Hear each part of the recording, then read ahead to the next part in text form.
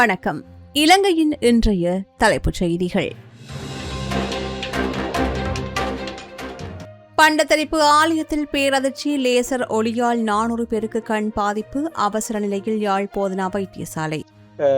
குறித்த கோயிலில் பாவிக்கப்பட்ட வெடியினால் ஏற்பட்ட புகை மற்றும் இண்டஸ்ட்ரியல் லேசர் பீம், அதாவது அந்த லேசர் ஒளி, அதாவது வெளிச்சத்தினால் ஏற்பட்ட பாதிப்புகளினால் கண்ணில் நோ மற்றும் எரிவு காரணமாக அடுத்த ஆண்டு தொடக்கத்தில் கடும் வறட்சி, நீர்த்தேக்கங்கள் வற்றுவதற்குள் களமிறக்க ஜனாதிபதி அவசர உத்தரவு. එල්නිනෝ පිළිබඳ තියෙන තත්ත්වයක් නේද, පුරෝකථනයන් කොහොමද කියන එකත් ඒ වගේම ඇතිවිය හැකි ගැටලු තත්ත්වයක් ඒකට සකස් කරලා තියෙන වැඩපිළිවෙල පිළිබඳවත්. நாமல் ராஜபக்சவிடம் FCID 6 மணி நேரம் தீவிர விசாரணை. අද එන්නෙක්ව තංගල්ලේ හෝටලයක් සම්බන්ධ. ඒක මහත්තයෙක් හෝටලේ අරගෙන ඒ මහත්තයාට හෝටල් එකක් විදිය කියා ගන්න බැරුවම ඒක නාම රාජපක්ෂය කියලා කියනවා. ඉතින් මේ ආණ්ඩුව යහපාලන ආණ්ඩුව කාලේ புகையும் நெருப்பு சட்டியுடன் உள்ளே புகுந்த உறுப்பினர் மானிப்பாய் பிரதேச சபையில் பரபரப்பு. அதனை பலமுறை எங்களுடைய பிரதேச சபையிலும் மற்றும் பல திணைக்களங்களிலும் மற்றும் பல ஊடகங்களிலும் நான் இது சம்பந்தமாக பேசியிருக்கிறேன், கதைத்திருக்கிறேன். ஆனால் எந்த ஒரு பதிலும் இல்லை. சாவியை வண்டியிலே விடுவதா, வாகன ஓட்டிகளின் அலட்சியத்தால் அதிகரிக்கும் திருட்டுக்கள், போலீசார் எச்சரிக்கை. சுரேஷ் தலைவை பயங்கரவாதியாகும் அரசு, ஞானசார தேரர் கடும் சாடல். உளவு இயந்திர சில்லு ஏறி 3.5 வயது சிறுவன் பரிதாபகரமாக பலி, கிளிநொச்சியில் சோகம். இஞ்சி பயிரிடுவோருக்கு அவசர எச்சரிக்கை, பரவும் அழுகல் நோய், பயிர்களை எரிக்க விவசாய திணைக்களம் அறிவுறுத்தல். யாழ் கதிரிப்பாயில் திடீர் தீ விபத்து, பல ஏக்கர் நிலங்கள் சாம்பல். யாழ்ப்பாணம் உள்ளிட்ட வடபகுதிக்கும் சிவப்பு எச்சரிக்கை, வளிமண்டலவியல் திணைக்களம் கருத்து. யாழ்ப்பாணம் பண்டத்தரிப்பு பிரான்பெற்ற முருகன் ஆலய திருவிழாவின் போது பயன்படுத்தப்பட்ட அதிக திறன் கொண்ட லேசர் ஒளிக்கீற்று மற்றும் வானவேடிக்கை காரணமாக 400க்கும் மேற்பட்ட பொதுமக்கள் கடுமையான கண் பாதிப்புக்குள்ளாகி யாழ் போதனா வைத்தியசாலையில் அனுமதிக்கப்பட்டுள்ளனர். நேற்று முன்தினம் இரவு இடம்பெற்ற இசை நிகழ்வு மற்றும் திருவிழாவின் போது பாய்ச்சப்பட்ட லேசர் ஒளியால் மாணவர்கள், உயர்தர பரீட்சார்த்திகள், இரு போலீசார் மற்றும் அரச ஊழியர்கள் உள்ளிட்ட பலரது கண்கள் பாதிக்கப்பட்டுள்ளன. பாதிக்கப்பட்டவர்கள் எண்ணிக்கை திடீரென்று உயர்ந்ததால் யாழ் போதனா வைத்தியசாலையில் வழக்கமான பணிகள் குறைக்கப்பட்டு விசேட ஏற்பாடுகள் செய்யப்பட்டன. ஏனைய வைத்தியசாலைகளிலிருந்தும் வைத்தியர்களும் தாதியர்களும் அவசரமாக வரவழைக்கப்பட்டனர். கண்களில் எரிச்சல், சிவத்தல், வலி அல்லது பார்வை மங்குதல் ஏற்பட்டால் சுயமாக மருந்து போடாமலும் கண்களை தேய்க்காமலும் உடனடியாக வைத்தியசாலை நாடுமாறு கண் வைத்திய நிபுணர் டாக்டர் M. மலரவன் கேட்டுக் கொண்டுள்ளார். குறித்த ஆலயம் ஏற்கனவே நீதிமன்ற பொறுப்பில் உள்ள நிலையில் இந்த லேசர் ஒளியை பயன்படுத்திய நபர் இளவாலை போலீசாரால் கைது செய்யப்பட்டு மல்லாகன் நீதிமன்ற உத்தரவின்படி எதிர்வரும் செப்டம்பர் 3ஆம் தேதி வரையில் விளக்கமறியலில் வைக்கப்பட்டுள்ளார். இந்த சம்பவத்திற்கு தீவிர கவலை தெரிவித்துள்ள தென்கயிலை ஆதீன தவத்திரு அகத்தியர் அடிகளார், சைவ திருக்கோவில் திருவிழாக்களில் அதிக வெளிச்சம் பாய்ச்சும் நிகழ்வுகள், களியாட்டங்கள் மற்றும் அதீத வான வேடிக்கைகளை முற்றுமுழுதாக நிறுத்துமாறு ஆலய அறங்காவலர்களுக்கு அவசர வேண்டுகோள் விடுத்துள்ளார். இன்றைய தினம் தற்போது வரை பலர் அனுமதிக்கப்பட்டு ஆரம்ப சிகிச்சைகள் அளிக்கப்படுகின்றது. குறித்த கோயிலில் பாவிக்கப்பட்ட வெடியினால் ஏற்பட்ட புகை மற்றும் இண்டஸ்ட்ரியல் லேசர் பீம், அதாவது அந்த லேசர் ஒளி, அதாவது வெளிச்சத்தினால் ஏற்பட்ட பாதிப்புகளினால் கண்ணில் நோ மற்றும் எரிவு காரணமாக நோயாளிகள் வந்த வண்ணம் இருக்கின்றார்கள். கண் விடுதி இப்போது அவர்களுக்கான விசேட சிகிச்சைக்காக ஆயத்தங்கள் செய்யப்பட்டிருக்கின்றது. அங்கே வைத்திய நிபுணர்களும் வைத்தியர்களும் வேறு பகுதிகளில் வேலை செய்யும் தாதியர்களும் அந்த பகுதிக்கு மேலதிகமாக அனுப்பப்பட்டு தொடர்ச்சியாக இன்று காலை, மதியம், மாலை, இரவு என்பதாக இரவிலும் நோயாளிகள் அதிக அளவில் வந்தால் அவர்களுக்கு சிகிச்சை அளிப்பதற்கான அனைத்து ஆயத்தங்களும் செய்யப்பட்டிருக்கின்றது. பாரிஸ் வாழ் மக்களே, உங்களின் பேராதரவை பெற்ற கல்யாணி மற்றும் அன்னபூரணி தயாரிப்புகள் இப்போது 2 கிளைகளிலும். பிடி கேஷன் கரி லாச்சப்பல், பிடி சூப்பர் ஸ்டோர் ஹார்லி கோனஸ். அடுத்த ஆண்டு பிப்ரவரி, மார்ச் மற்றும் ஏப்ரல் மாதங்களில் நாடு முழுவதும் மீண்டும் கடுமையான வறண்ட வானிலை நிலவக்கூடும் என்று வானியல் ஆய்வுத்துறை எச்சரித்துள்ளது. இதனையடுத்து எல்னினோ காலநிலை மாற்றத்தின் சவால்களை எதிர்கொள்வதற்காக நியமிக்கப்பட்ட சிறப்பு அமைச்சரவை குழுவுடனான ஆலோசனைக் கூட்டம் ஜனாதிபதி அன்ரகுமார திசாநாயக்க தலைமையில் நேற்று ஜனாதிபதி செயலகத்தில் இடம்பெற்றது. நீர் பயன்பாட்டு கட்டுப்பாடுகள் அவசியமானால் நீர்த்தேக்கங்கள் முற்றிலும் வற்றும் வரை காத்திருக்காமல் பாதிக்கப்பட்ட சமூகத்தினருடன் கலந்துரையாடி முன்கூட்டியே முறையான திட்டங்களை வகுக்க வேண்டும் என்றும், வறட்சி காலத்தில் குடிநீர், உணவுப் பொருட்கள் மற்றும் மின்சார விநியோகம் தடையின்றி கிடைப்பதை உறுதி செய்ய வேண்டும் என்றும், பாதிக்கப்பட்ட மக்களின் வாழ்வாதாரம் மீளும் வரையில் அவர்களுக்கு பேரிடர் மேலாண்மை ஆணையத்துடன் இணைந்து ஆதரவளிக்க வேண்டும் என்றும், அக்டோபரில் எதிர்பார்க்கப்படுகின்ற மழையை கொண்டு நீர்த்தேக்க நீரை எதிர்பார்த்திடாமல் விவசாய நிலங்களை முன்கூட்டியே தயார்படுத்த வேண்டும் என்றும், இதற்கு பாசன அமைப்புகளின் புனரமைப்பு பணிகளை விரைவுபடுத்துமாறும் உத்தரவிடப்பட்டுள்ளது. அடுத்த ஆண்டின் தொடக்கத்தில் நீர்த்தேக்கங்களில் நீர்மட்டம் குறைவதால் மின் உற்பத்தி பாதிக்கப்படாமல் இருக்க மூலோபாய ரீதியாக மின் உற்பத்தியை பராமரிக்க திட்டமிடப்பட்டுள்ளது. வறட்சியால் பாதிக்கப்படுகின்ற நன்னீர் மீன்பிடி சமூகம், தோட்டத்துறை மற்றும் பாதுகாக்கப்பட்ட வனப்பகுதிகளில் உள்ள வன விலங்குகளுக்கான நீர் விநியோகத்தையும் உறுதி செய்ய நடவடிக்கை எடுக்கப்பட்டு வருகின்றமை குறிப்பிடத்தக்கது. එල්ලිනෝ පිළිබඳ තියෙන තත්ත්වයක් නේද පුරෝකථනයෙන් කොහොමද කියන එකත් ඒ වගේම ඇතිවිය හැකි ගැටලු තත්ත්වයක් ඒකට සකස් කරලා තියෙන වැඩපිළිවෙල පිළිබඳවත් යම් අදහසක් සාකච්ඡාවක් කරගන්න. කොහොමද කාලගුණ ඉන්නව නේද? කාලගුණ. ඔව් කියන්නකෝ බලන්න. ගෝලීය පුරෝකථනයන් ஸ்ரீலங்கா பொதுஜன பிரமுனவின் நாடாளுமன்ற உறுப்பினர் நாமல் ராஜபக்ஷ போலீஸ் நிதி குற்ற புலனாய்வு பிரிவில் சுமார் 6 மணி நேரம் வாக்குமூலம் அளித்த பின்னர் நேற்று மாலை வெளியேறினார். தொடர்ச்சியாக இடம்பெற்று வரும் நிதியியல் விசாரணைகள் தொடர்பில் வாக்குமூலங்கள் வழங்குவதற்காகவே நாமல் ராஜபக்ஷ நேற்று காலை FCID காரியாலயத்திற்கு வருகை தந்திருந்தார். விசாரணை அதிகாரிகளால் கோரப்பட்ட வாக்குமூலங்களை பதிவு செய்து முடித்த பின்னர் அவர் குறித்த வளாகத்தை விட்டு வெளியேறியதாக தெரிவிக்கப்படுகின்றது. මහත්තයෙක් හෝටලේ අරගෙන ඒ මහත්තයට හෝටලේ එකක් විදිය කියා ගන්න බැරුණාම ඒක නාම රාජපක්ෂය කියලා කියනවා.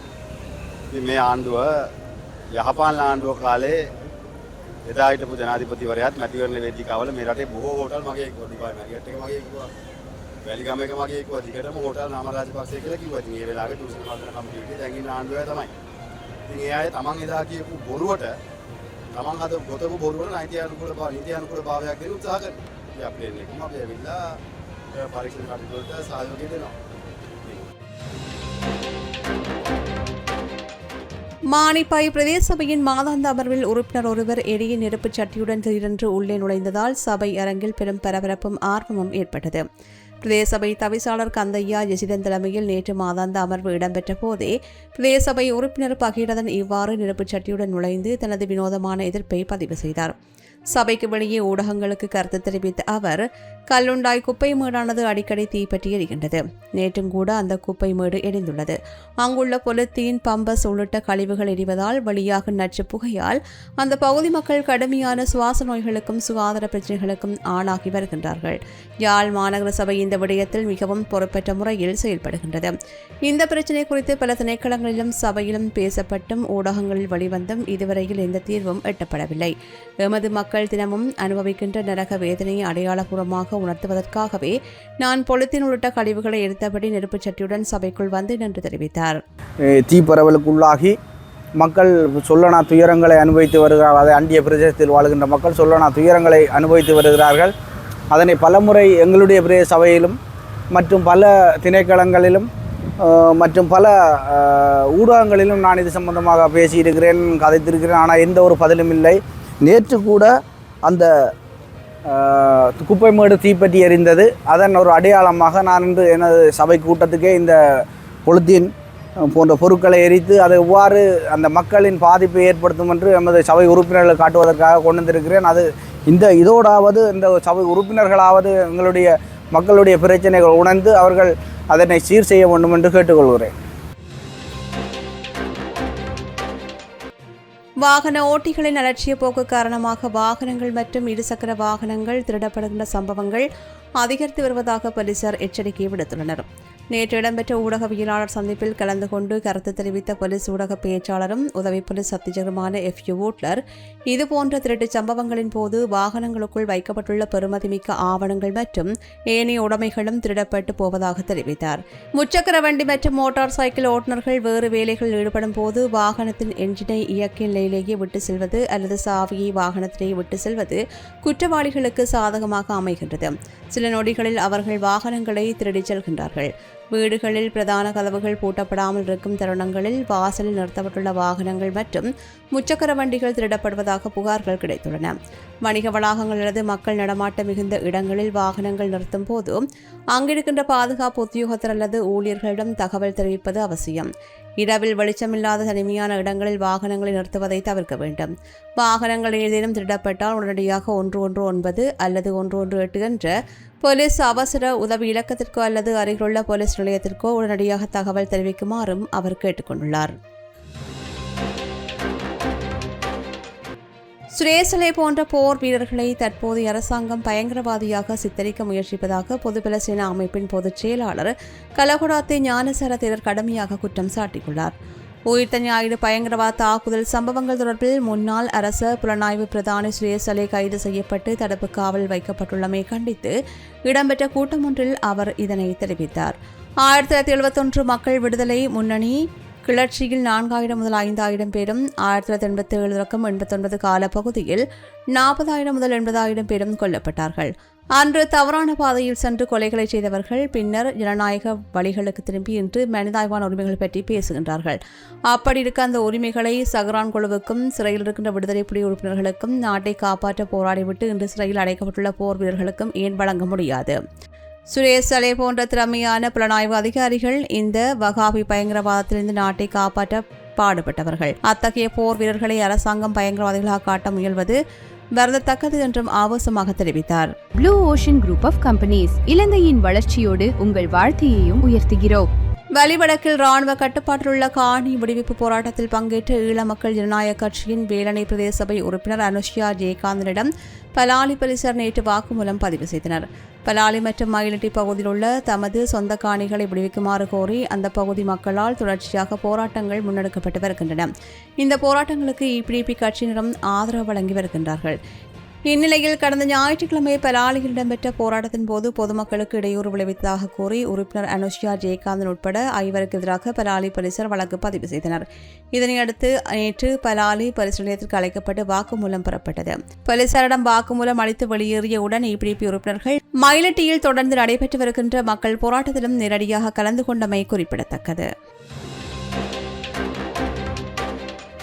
கிளிநொச்சி முரசுமோட்டை 3ஆம் யூனிட் பகுதியில் நேற்று மாலை இடம்பெற்ற கொடூர விபத்தில் 3.5 வயதுடைய ஆண் குழந்தையொன்று பரிதாபகரமாக உயிரிழந்துள்ளது. வீட்டில் நிறுத்தப்பட்டிருந்த உளவு இயந்திரத்தை உறவினரான 18 வயது இளைஞர் ஒருவர் இயக்க முற்பட்ட போதும் இந்த சம்பவம் நிகழ்ந்துள்ளது. அச்சமயத்தில் உளவு இயந்திர பெட்டியில் நின்று கொண்டிருந்த குழந்தை எதிர்பாராத விதமாக கீழே தவறி விழுந்துள்ளது. இதில் உளவு இயந்திரத்தின் சில்லு குழந்தையின் மீது ஏறியதில் குழந்தை சம்பவ இடத்தில் நசியுண்டு உயிரிழந்துள்ளது. உயிரிழந்த குழந்தையின் சடலம் மீட்கப்பட்டு பிரேத பரிசோதனைக்காக கிளிநொச்சி மாவட்ட பொது வைத்தியசாலையில் வைக்கப்பட்டுள்ளது. இந்த சம்பவம் அந்த பகுதியில் பெரும் சோகத்தை ஏற்படுத்தியுள்ளது. நாட்டில் நிலவி வருகின்ற சீரற்ற வானிலை காரணமாக இஞ்சி பயிர்களை தாக்கி வருகின்ற இஞ்சி அழுகல் நோய் குறித்து கவனமாக இருக்குமாறு ஏற்றுமதி விவசாய திணைக்களம் விவசாயிகளுக்கு அவசர எச்சரிக்கை விடுத்துள்ளது. குருநாகல், கண்டி, மாத்தளை மற்றும் அம்பாறை உள்ளிட்ட நாட்டின் பல முக்கிய பகுதிகளில் 2000 ஹெக்டேருக்கும் அதிகமான நிலப்பரப்பில் இஞ்சி பயிரிடப்பட்டுள்ளதாக ஏற்றுமதி விவசாய திணைக்களத்தின் பணிப்பாளர் நாயகம் தமயந்தி சமரசிங்க தெரிவித்தார். இஞ்சி செடிகளில் அழுகல் நோய் தொற்றியிருப்பது கண்டறியப்பட்டால் உடனடியாக அந்த செடிகளை வேரோடு பிடுங்கி எரித்து அழிக்குமாறு விவசாயிகள் கேட்டுக் கொள்ளப்படுகின்றார்கள். நோய் மேலும் பரவாமல் தடுக்கவும் ஏனைய ஆரோக்கியமான பயிர்களை பாதுகாக்கவும் பாதிக்கப்பட்ட புதர்களை அப்புறப்படுத்துவது ஒரு வழி என்று தெரிவிக்கப்பட்டுள்ளது. ராயல்டி என்ஜினியரிங் வழங்கும் நவீன அடுக்குமாடி குடியிருப்புகள் இப்போது விற்பனைக்கு. Colombo 6 Wellawatte bus line hall ரோட்டுக்கு மிக அருகாமையில். யாழ்ப்பாணம் அச்சுவேலி கதிரிப்பாய் பகுதியில் நேற்று மதியம் திடீரென்று பரவிய பெரும் தீயினால் பல ஏக்கர் நிலப்பரப்பு எரிந்து சாம்பலாகியுள்ளது. கதிரிப்பாய் பகுதியில் அமைந்துள்ள பல ஏக்கர் பரப்பளவை கொண்ட தரிசு நிலத்தில் இருந்த காய்ந்த புட்களில் திடீரென்று தீப்பற்றியுள்ளது. காற்றின் வேகம் காரணமாக தீ வேகமாக பரவியதால் அந்த பகுதியில் உள்ள குடியிருப்பு வீடுகள் மற்றும் வயல் நிலங்கள் பகுதியளவில் சேதமடைந்தன. சம்பவம் குறித்து தகவலறிந்த யாழ்ப்பாணம் மாநகர சபையின் தீயணைப்பு படையினர் விரைந்து வந்து பல மணி நேரம் தீவிரமாக போராடி தீயை முழுமையாக கட்டுப்பாட்டிற்குள் கொண்டு வந்தமை குறிப்பிடத்தக்கது. கிழக்கு மாகாணம் மற்றும் யாழ்ப்பாணம், கிளிநொச்சி, வவுனியா, முல்லைத்தீவு, மொனராகலை, புலனறுவை ஆகிய மாவட்டங்களில் இன்று வரையில் வெப்பமான வானிலை நிலவும் என்று வளிமண்டலவியல் திணைக்களம் எச்சரிக்கை விடுத்துள்ளது. நேற்று மாலை 4 மணிக்கு வெளியிடப்பட்ட விசேட வானிலை அறிக்கையில் குறித்த பகுதிகளில் மனித உடல் உணரப்படுகின்ற வெப்பத்தின் அளவான வெப்ப குறியீடு பகல் நேரங்களில் மனித உடலுக்கு பாதிப்பு ஏற்படுத்தக்கூடிய எச்சரிக்கை நிலை எட்டும் என்று தெரிவிக்கப்பட்டுள்ளது.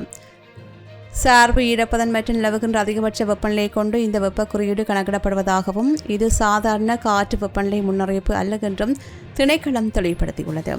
இத்தகைய அதிக வெப்பமான சூழலில் நீண்ட நேரம் வெளிப்புறங்கள் இருப்பதும் கடுமையான உடல் உழைப்பில் ஈடுபடுவதும் விரைவில் உடல் சோர்வை உண்டாக்கும் என்றும் மேலும் தொடர்ந்தும் பணிபுரிவது வெப்ப தசைப்பிடிப்பு போன்ற பாதிப்புகளுக்கு வழிவகுக்கும் என்றும் எச்சரிக்கப்பட்டுள்ளது. இத்துடன் இலங்கையின் இன்றைய தலைப்புச் செய்திகள் நிறைவு பெறுகின்றன. தொடர்ந்தும் செய்திகளை உடனுக்குடன் அறிந்து கொள்ள சமூகமீடியா.com எனும் எமது இணையதளத்துடன் இணைந்திருங்கள். எமது RIP பேச்சுக்கு கிடைத்த மரண அறிவித்தல்கள்.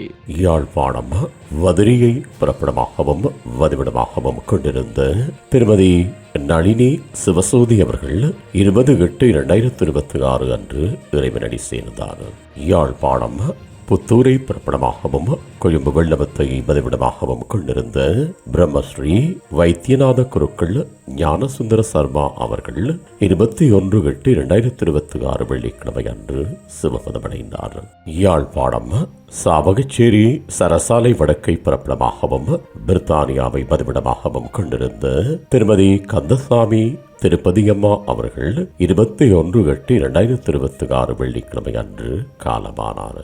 மட்டக்களப்பு அமிர்தகடியை பிறப்பிடமாகவும் வதிவிடமாகவும் கொண்டிருந்த திரு பொன்னுத்துறை ராசரத்னம் அவர்கள் 21/8/2026 வெள்ளிக்கிழமை அன்று இறைப்பதமடைந்தார். மேலே அறிவிக்கப்பட்ட அனைத்து மரண அறிவித்தல் இறுதிக்கிரியை பற்றிய தகவல்களை அறிந்து கொள்ள ரிப் பேஜை பார்வையிடுங்கள். இதற்கான லிங்க் கீழிருக்கும் டிஸ்கிரிப்ஷனில் பார்வையிடலாம். இது போன்ற செய்திகளை தெரிந்து கொள்ள சமூகம் நியூஸ் சேனலை சப்ஸ்கிரைப் செய்து அருகில் உள்ள பெல் பட்டனை கிளிக் செய்யுங்கள். மேலும் இது போன்ற செய்திகளை உடனுக்குடன் தெரிந்து கொள்ள சமூகமீடியா.com என்ற இணையதளத்தின் வாயிலாகவும் எங்களுடன் இணைந்திருங்கள்.